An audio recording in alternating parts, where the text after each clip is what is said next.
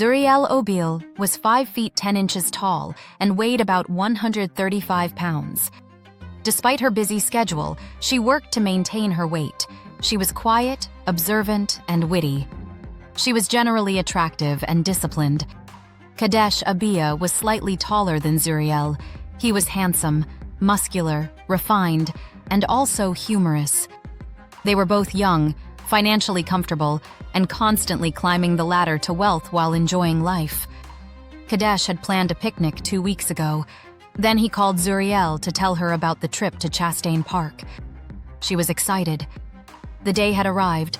He dressed in blue jeans, a white shirt, and white athletic shoes. He wanted to drive early in the morning to pick up Zurielle before Atlanta's heavy traffic started. They wanted to have breakfast at a nearby restaurant before heading to Chastain Park to celebrate their anniversary there a year ago. They planned to go sightseeing around the natural grounds, then have a picnic in one of the grassy areas. Kadesh packed everything in the car: food, drinks, snacks, a blanket, and even a body pillow to support their heads. He started driving to pick up Zurielle, who lived a few miles from his house. When he arrived at her home, he didn't even get a chance to walk to the front door because she was already dressed in blue jeans, a white shirt with rolled-up sleeves, and white tennis shoes. She walked out the front door with a picnic basket and kissed him. "Good morning. You said early. You meant it." Smiling, he said, "Yep, but you shouldn't worry. I told you I would bring everything," she replied. "It's a couple of things I thought we could enjoy." Taking the basket from her, he set it on the back seat of the vehicle, opened the passenger door for her to get in, and then sat in the driver's seat to start driving. He glanced at her and smiled. Zurielle began recounting the incident from that day, which had brought them together. She said, "Do you remember?" and began recounting the story. She had arrived in the parking lot and parked her car. Retrieving her cell phone from a small clutch on her wrist, she was composing a text message. Kadesh, having forgotten an important meeting that morning, went to the park for his routine walk.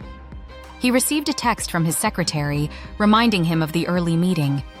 Walking from the opposite direction to go home, but with his neck bent, eyes on his phone's screen, fingers typing quickly, Zurielle was doing the same. Then they collided, foreheads against each other. "Oops, I apologize," they both said in unison while rubbing their foreheads.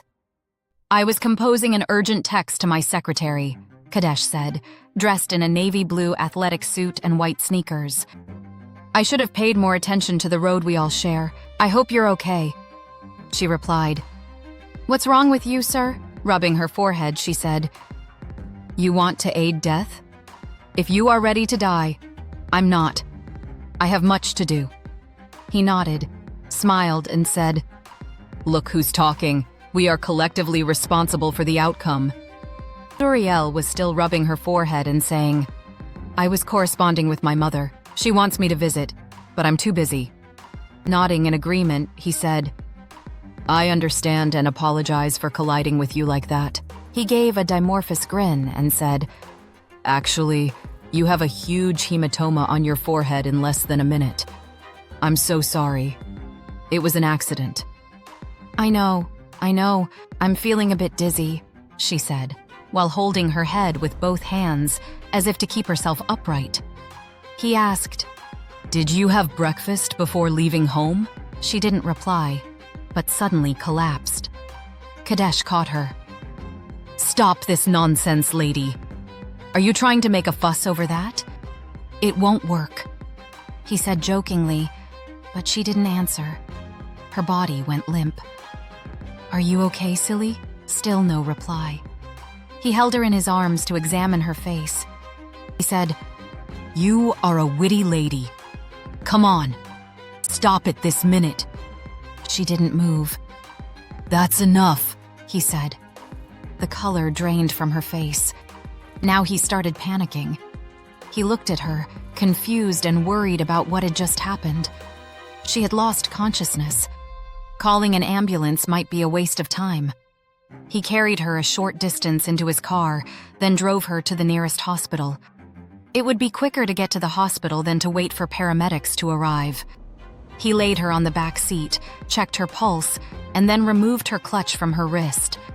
He pressed the start button on the car, adjusted the rearview mirror, and drove off. Urgently, he said, "Hold on, lady. We'll be at the hospital in a few minutes." Arriving quickly, he explained to the nurse at the front desk what had happened.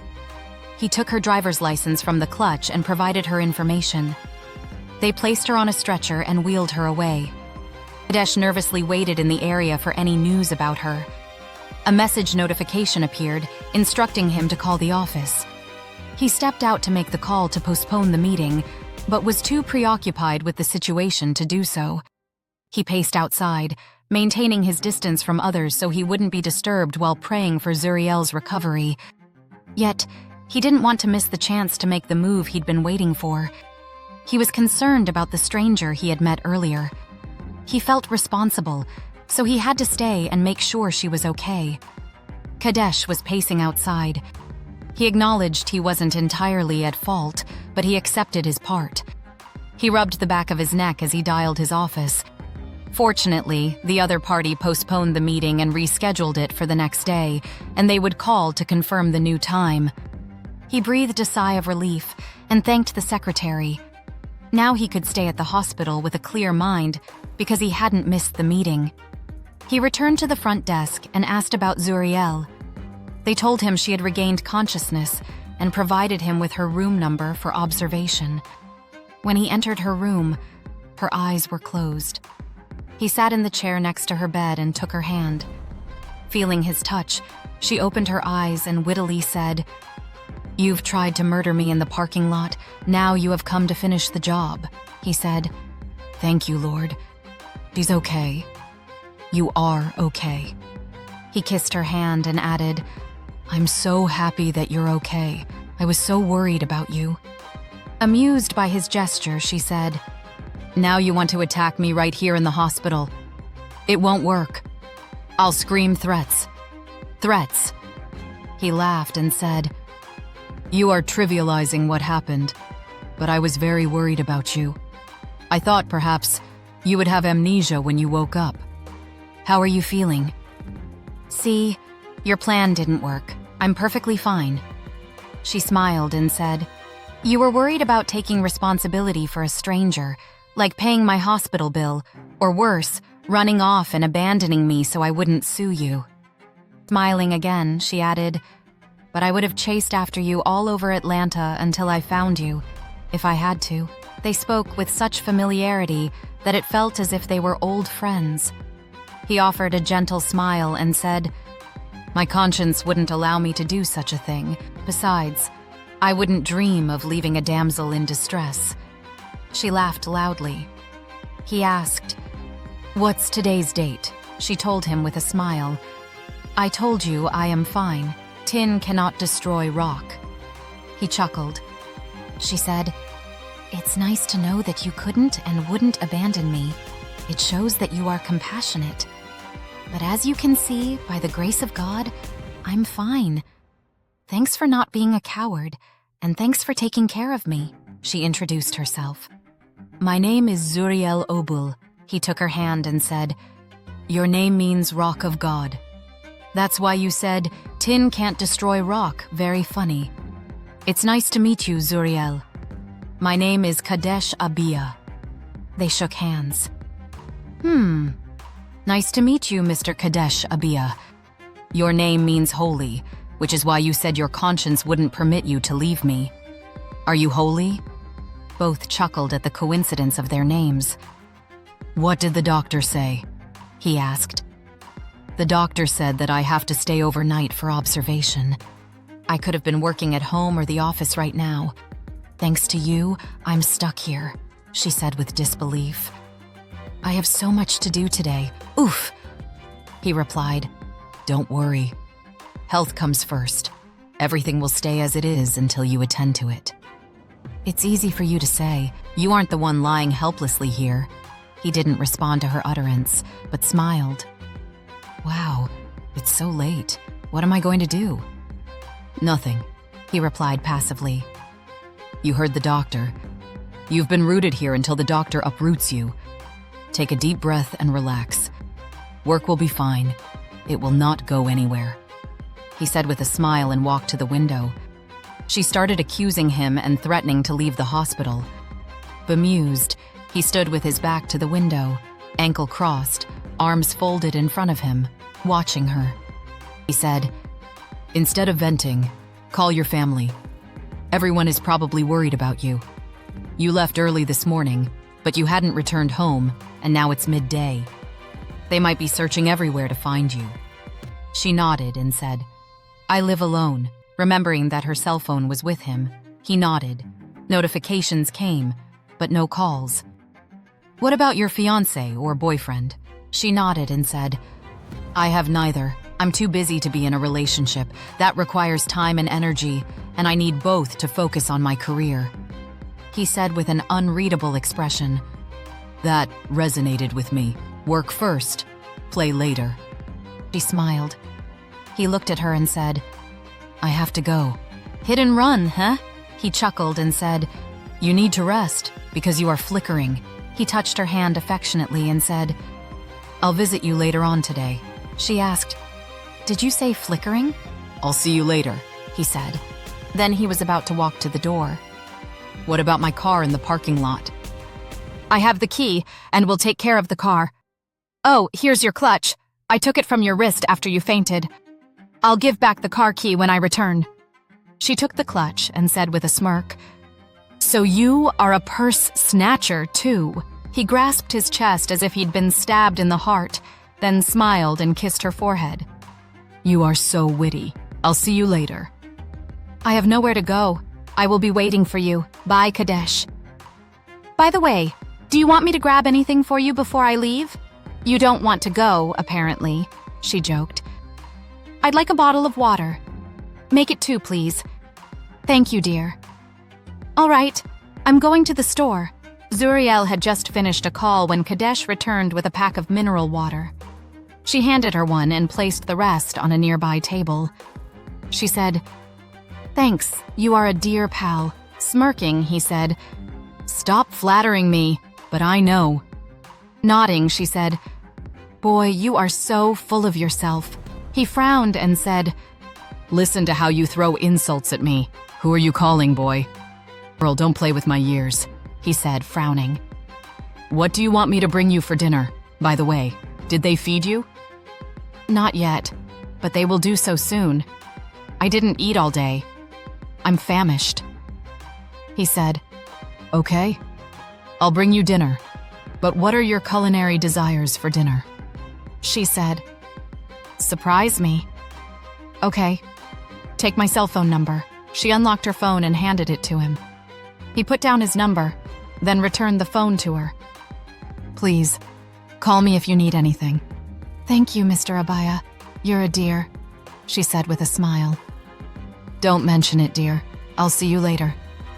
He drove home, smiling at Zurielle's wit. There was something about her that was captivating. He wanted to be near her. When he got home, he refreshed himself, changed clothes, made lunch, and relaxed to eat. Afterwards, he decided to cook for her rather than ordering from a restaurant. Then, he reached out to his office. The next meeting was scheduled for 10 o'clock. Kadesh entered the hospital room with a smile, carrying a khaki, insulated wax canvas basket, and placed it on the table before sitting down. She opened her eyes and looked at the hematoma on her forehead, which was shrinking. Nodding, he asked, "How are you?" "I'm fine," she joked while looking at the basket. "Aren't we fancy? But I thought I was having takeout." He smiled and said, "No way. I would never serve the queen takeout food when I have culinary skills." She laughed out loud and said, "Is that so, Chef Abia? But I'll be the judge of that. Oh, by the way, well, my diet changed just before you got here." He looked at her with curiosity and asked, "Diet? What kind of diet are you talking about?" "Yes, they've put me on a specific diet. I have to thank you for the accident. By the way, I no longer blame you for putting me in the hospital," she joked again. "Thank you for absolving me, Ms. Obel," he said facetiously. "But why have you decided to forgive me?" She chuckled and said, "If there hadn't been jealousy, Joseph wouldn't have been sold and taken to Egypt." He frowned and then shrugged. She added, "If there hadn't been a famine in Canaan, Jacob wouldn't have needed to send his sons to Egypt to buy food. If Joseph hadn't revealed himself to his brothers, the Israelites wouldn't have moved to live in Egypt." "What does that mean?" She smiled and continued, "If the Pharaoh and Joseph hadn't died, the Israelites wouldn't have become enslaved." He chuckled and said, "You are an enigmatic woman." She smiled and added, "If the children of Israel hadn't cried out to God to rescue them from slavery, the Egyptians wouldn't have seen God's mighty power displayed, and the world wouldn't testify about him and his awe-inspiring wonders." He frowned. Haven't we studied our scriptures? But what do you mean by that?"